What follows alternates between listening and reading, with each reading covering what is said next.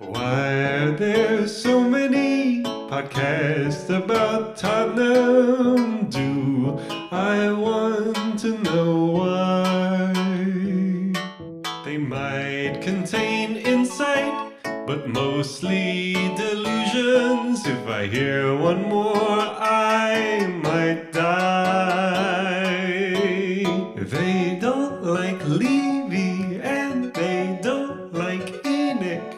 They pine for Moo and Conte. Someday we'll like 'em, old Tottenham Hotspur, the podcast Clout Chasers and me.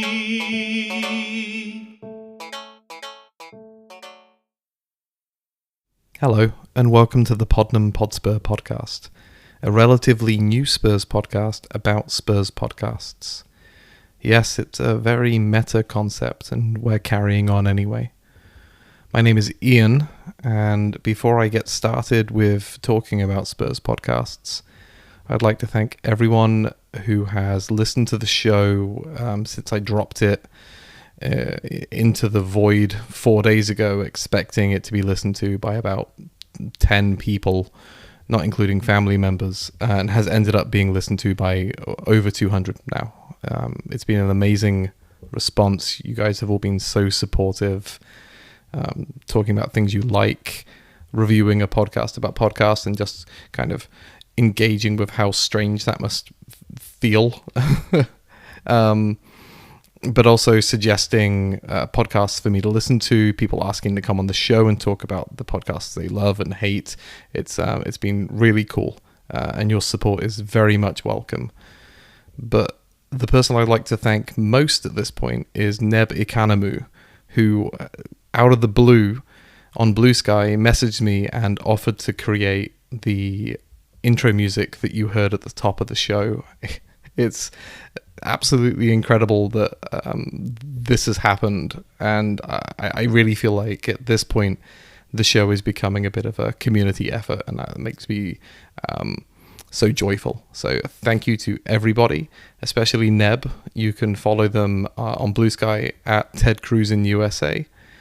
Tell them they're handsome or amazing or they smell nice, or just tell them something to thank them for making the intro music. Speaking of Bluesky, if you like the pod, you can follow it on the Bluesky social media app at Tottenham Hotspur. I'll link it in the show notes.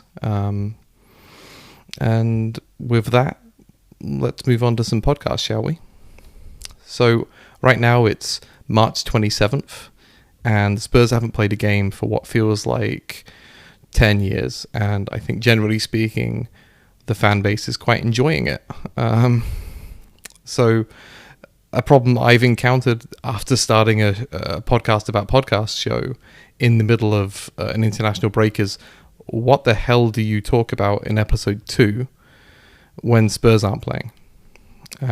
So thankfully, Mark Darnborough, also on Bluesky, at Born Lucky, suggested the March 20th episode of Stick to Football podcast by The Overlap, on which Judas himself, Sol Campbell, featured. So I've said his name.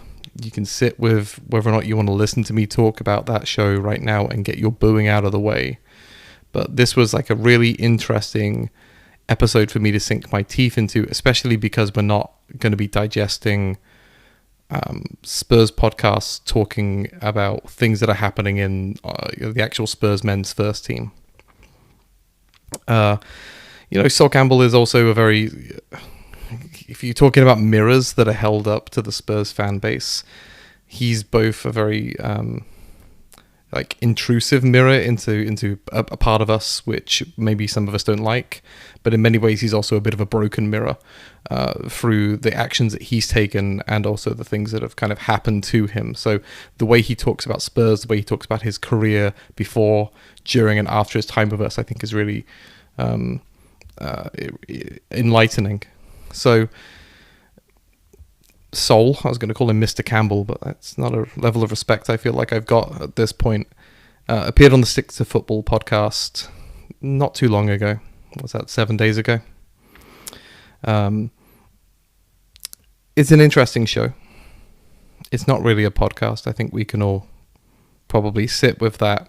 It is put onto your podcast app, but really all they're doing is taking the audio from a YouTube or a Sky Sports video and just cutting out all the video and just putting the audio up online as if it were a podcast. So not only in my second episode have I deviated from listening to Spurs podcasts by listening to a Sky Sports podcast, it's also not even a bloody podcast. So go me, good job.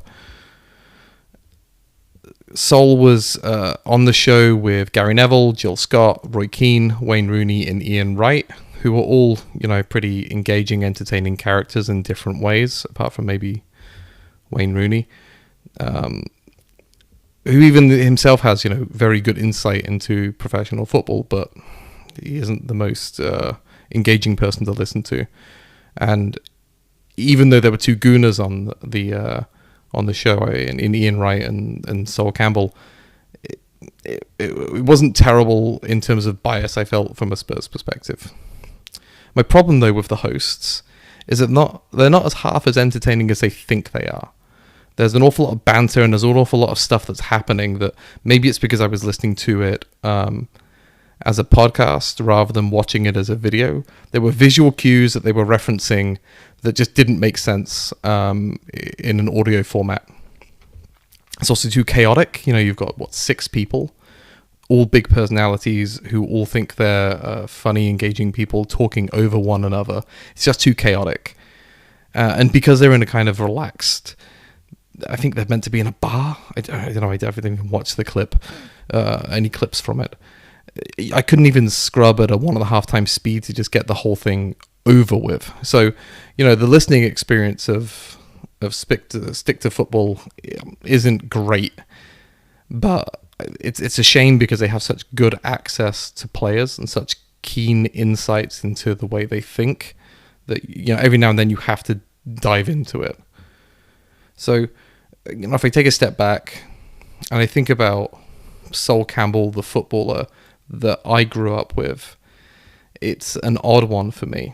So, Sol was with us in the 90s. I was a sort of 10-year-old maybe when he first really started playing regularly for Spurs.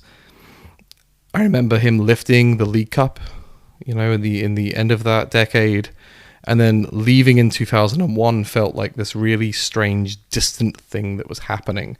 I feel like if you were Tottenham born and bred, it would be a huge thing that happened. But the sort of response in my family was I don't know whether I was just protected from it because maybe my old man said some choice words about him. I remember it happening, and I remember being annoyed, and I remember all of the rumors about the stupid stuff he was doing, like ignoring his teammates in hotels on vacations, generally having kind of a bad attitude.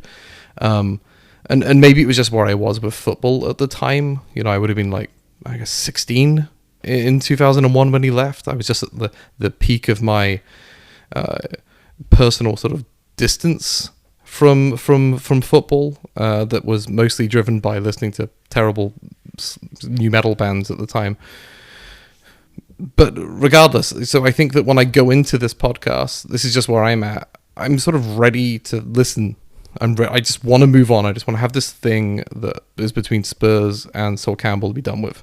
And I know that's never going to happen, but at the very least, maybe I can control where I'm at. So I'm very annoyed to come out the other side of spending a good amount of time listening to him drone on about how much he hates Tottenham. Because I can understand why he's annoyed 20 years on. I can understand like the barrage of hate and homophobic chants and racist abuse that he's received from Spurs fans. And I'm not trying to blame Spurs fans for it. I'm just saying that has happened.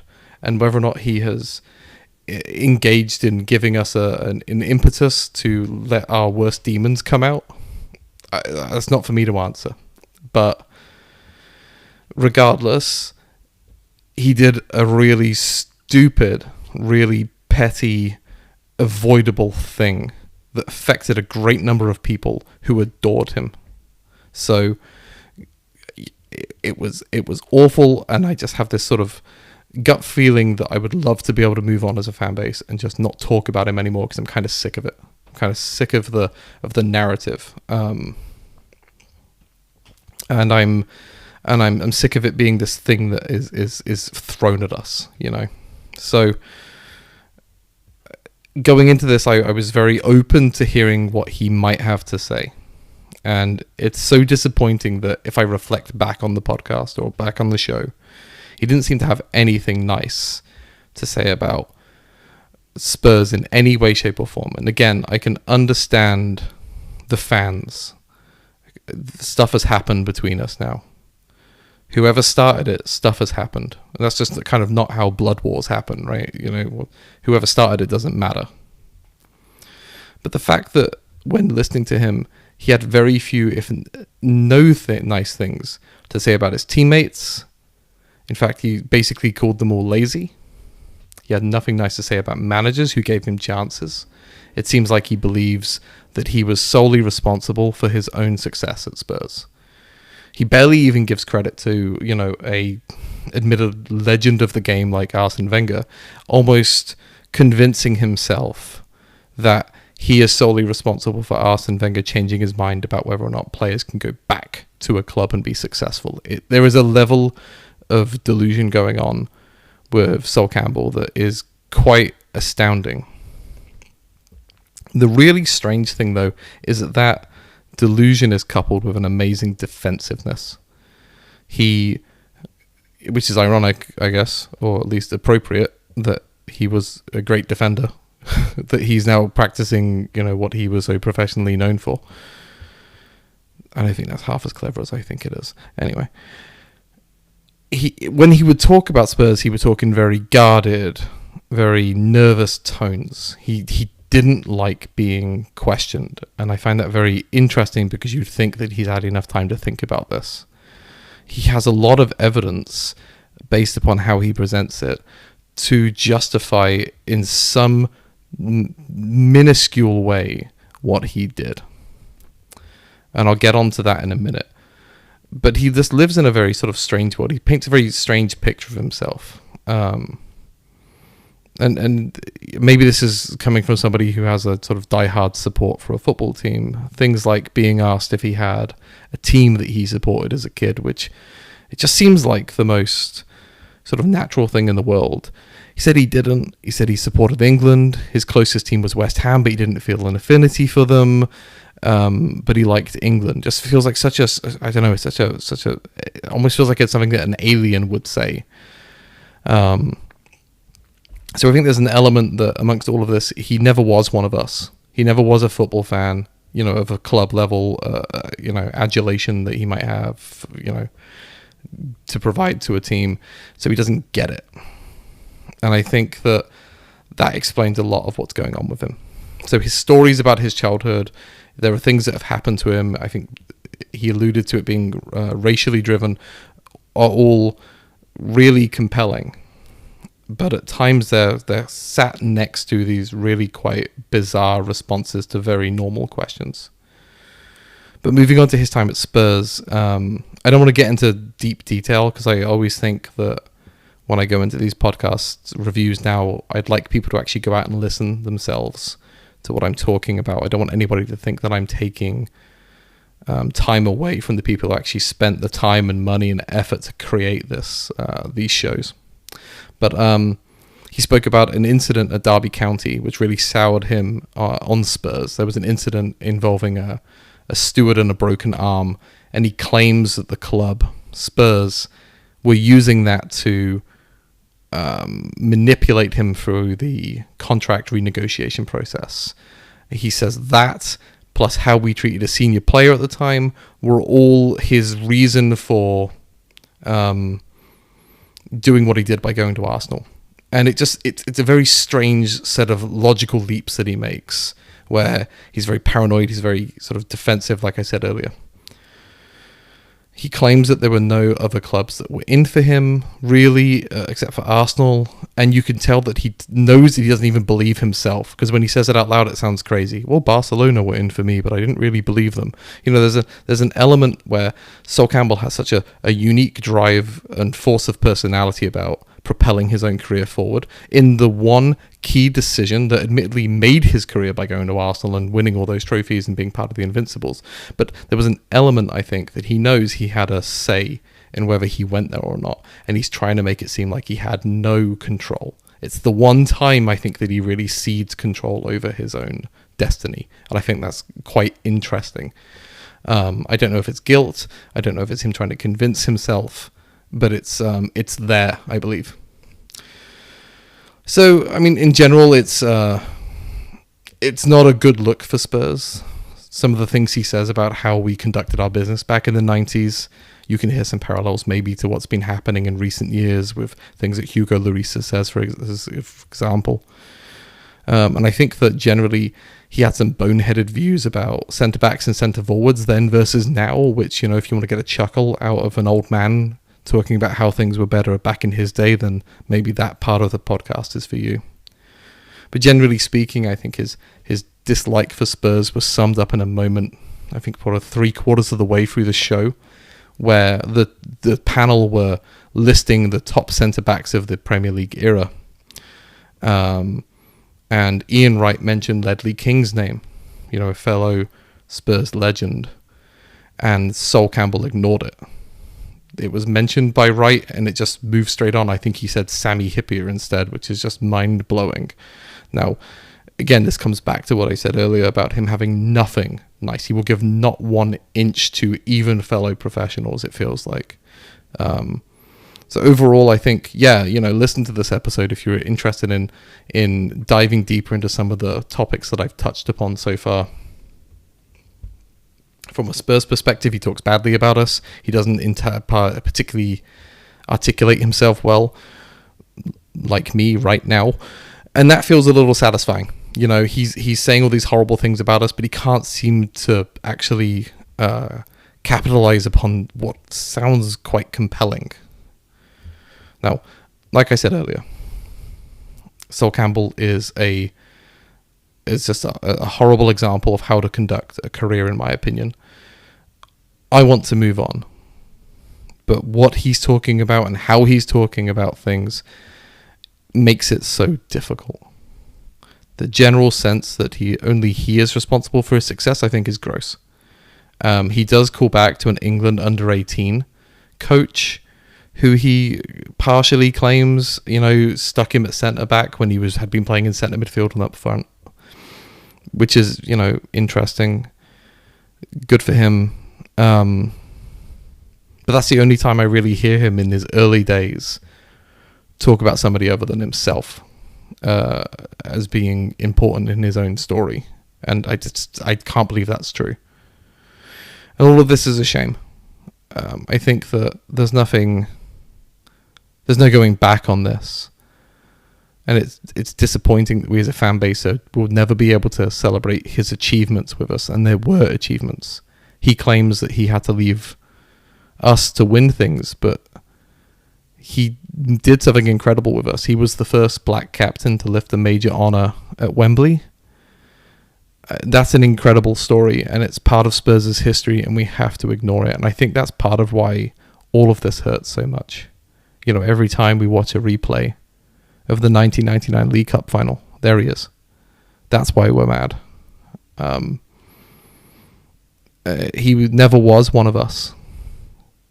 That's why he doesn't get it, is my feeling. So, you know, thanks to the people on the Stick to Football podcast, the Stick to Football show, for putting this together, for putting him in a position to talk about this. His story is interesting. It's definitely interesting from a Spurs perspective, and I think whether you listen to this or not comes down to whether you want to explore your own feelings about Sol Campbell or whether you just want to get mad. I don't think there's really like a casual listener who can go into this and enjoy it, because at times it isn't pleasant, sadly. And with that, let's move on to the lightning round. So, God, that's a transition. So, as I mentioned earlier, most of the weekly shows covering the men's team had to adjust to no games due to the international break.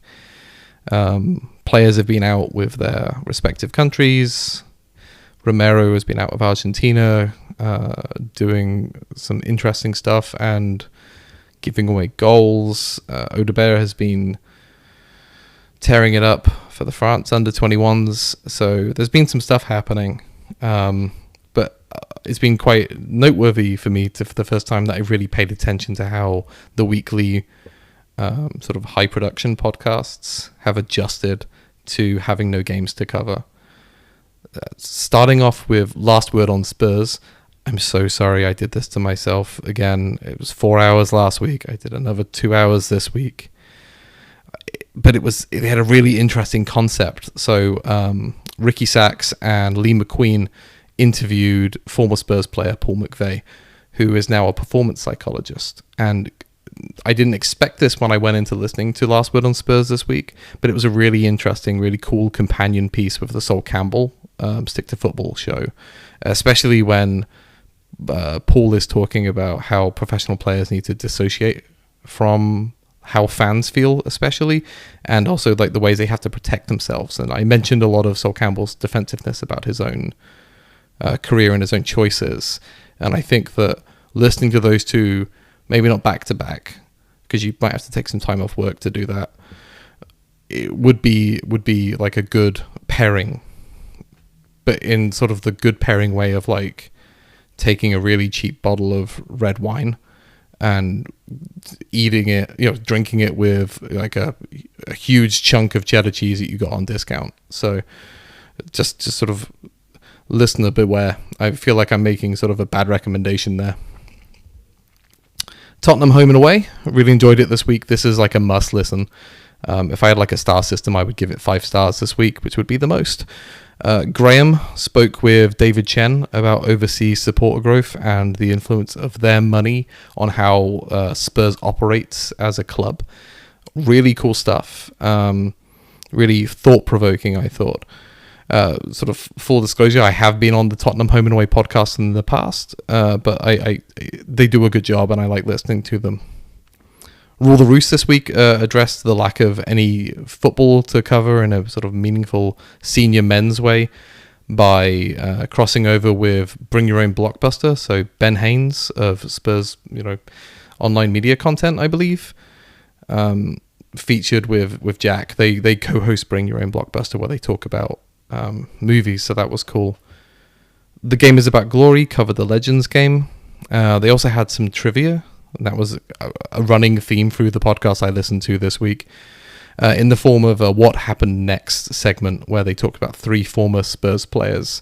And if none of that catches your fancy, maybe you'd like to listen into the guest appearance by Gareth's cat, who I think was called Tabitha.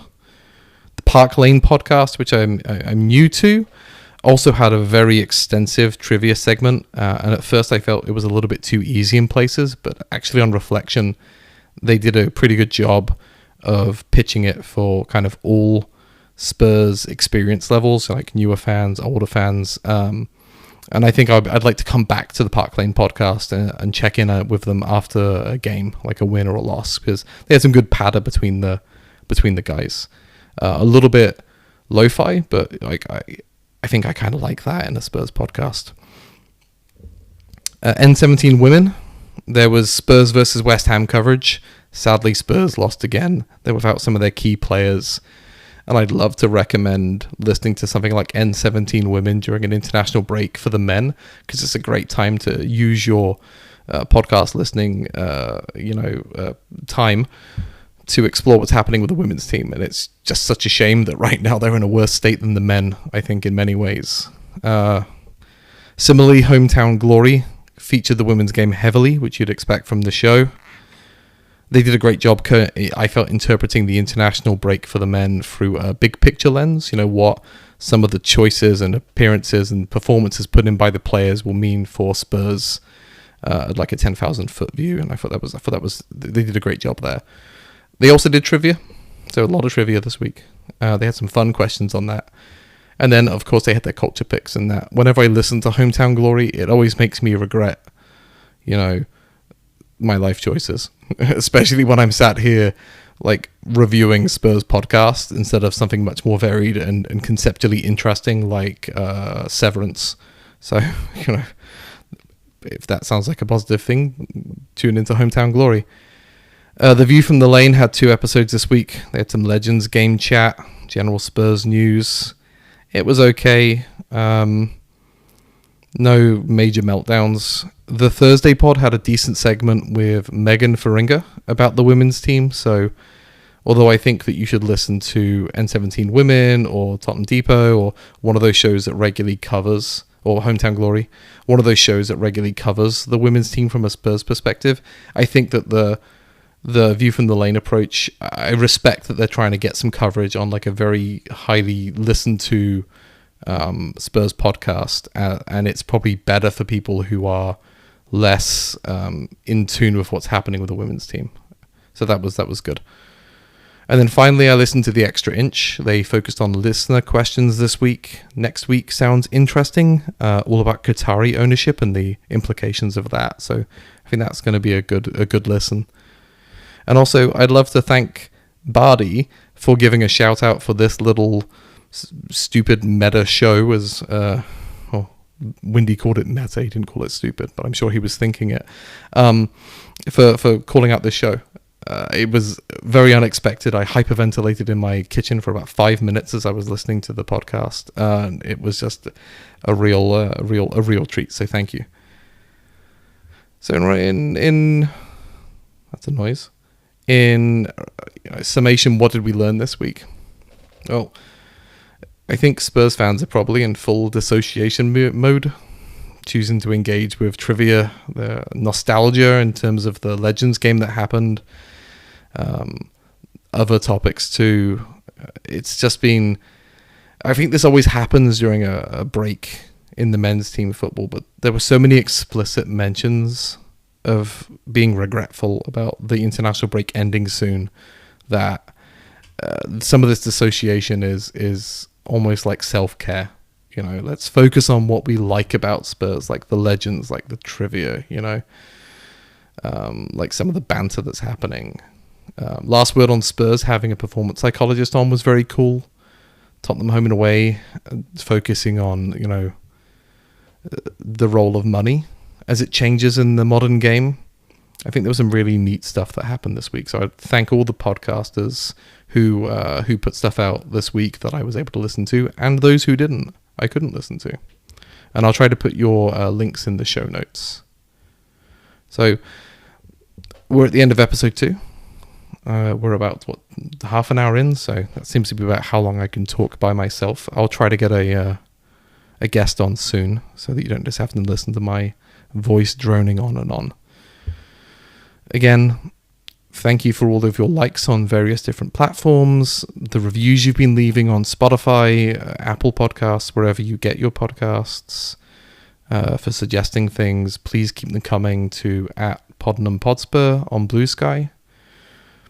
And thank you for listening to me talk about Spurs podcasts on a Spurs podcast, and keep making Tottenham podcasts, please, so I've got something to do for the next 10 years.